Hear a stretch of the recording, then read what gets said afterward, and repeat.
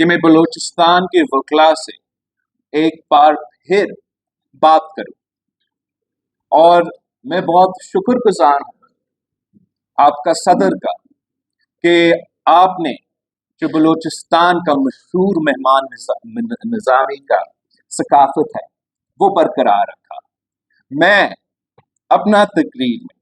سب سے پہلے اس بات پہ شروع کرنا چاہ رہا تھا کہ جو میرا بلوچستان کے وکلا کے ساتھ خاص طور پہ اٹیچمنٹ ہے، وہ ایک ایسا اٹیچمنٹ ہے جو نہ کوئی سیاستدان کلیم کر سکتا ہے، نہ کوئی دوسرا ادارہ کلیم کر سکتا ہے۔ مجھے آج تک یاد ہے کہ جب میں اسی بلوچستان کے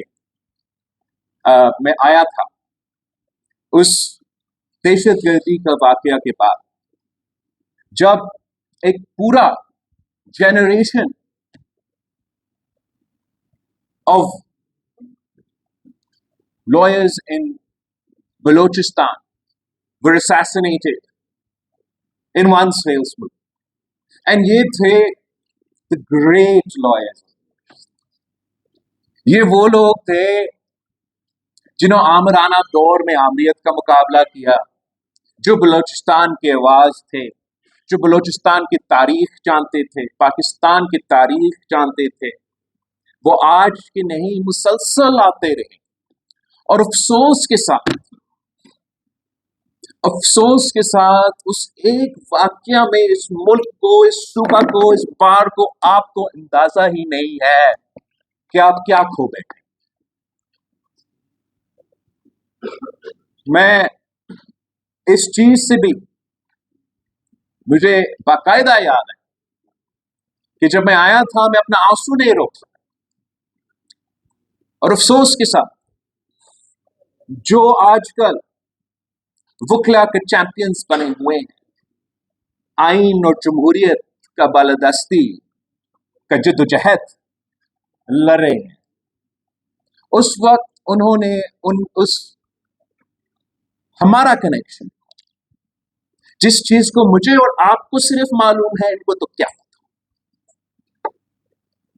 اس پہ مذاق کرایا گیا، اس پہ طنز کیا گیا۔ تو میں اس بات کو اس لیے شروع کرنا چاہ رہا ہوں کہ یہ نہ سمجھے کہ میں لاہور یا اسلام آباد سے آیا ہوں، میں آپ میں سے ہوں۔ میرا خاندان کا، میرا جماعت کا سفر نو کانفیڈنس موشن اور کٹپتلی خان سے شروع نہیں ہوتا۔ اگر آپ کا یادداشت اور آپ کا جمہوری جدوجہد 2021 یا 2 یا جب بھی وعدم اعتماد آئے، اگر وہاں سے شروع ہوتا ہے، میرا معذرت، آپ کو کچھ نہیں معلوم۔ ہم یہ خونی جدوجہد جو آگ اور خون کے دریا سے طے کے 3 نسلوں سے کرتے آ رہے ہیں، یہ کوئی بندوق کا انقلاب نہیں رہا، کوئی چیز ایک دن میں نہیں ہوا، ایک سال میں نہیں ہوا۔ آپ جس 1973 کانسٹیٹیوشن کی بات کر رہے ہو، جس کی بنیاد بالکل قائد عوام شہید ذوالفقار علی بھٹو نے رکھا، جس پہ آج تو پورا کنسنسس ہے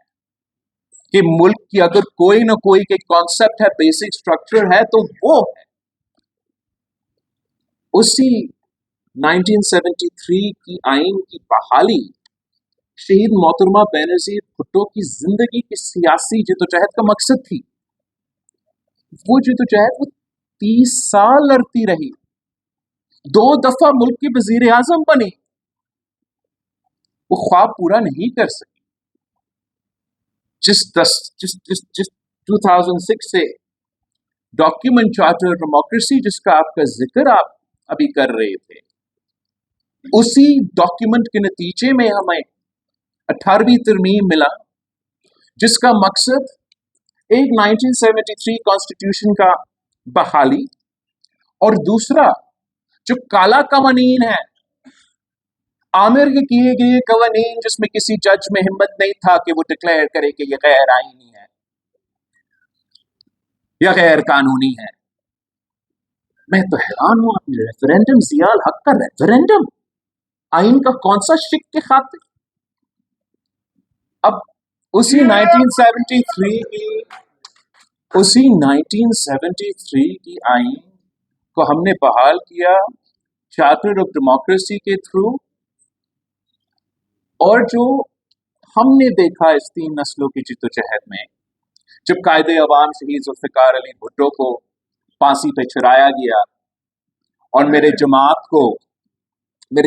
के कारकुन को, मुख्तलिफ जमात के कारकुन को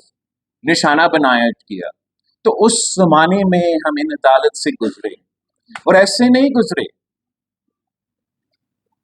हम इन अदालत से ऐसे गुजरे कि जो भी आप पाकिस्तान पीपल्स पार्टी का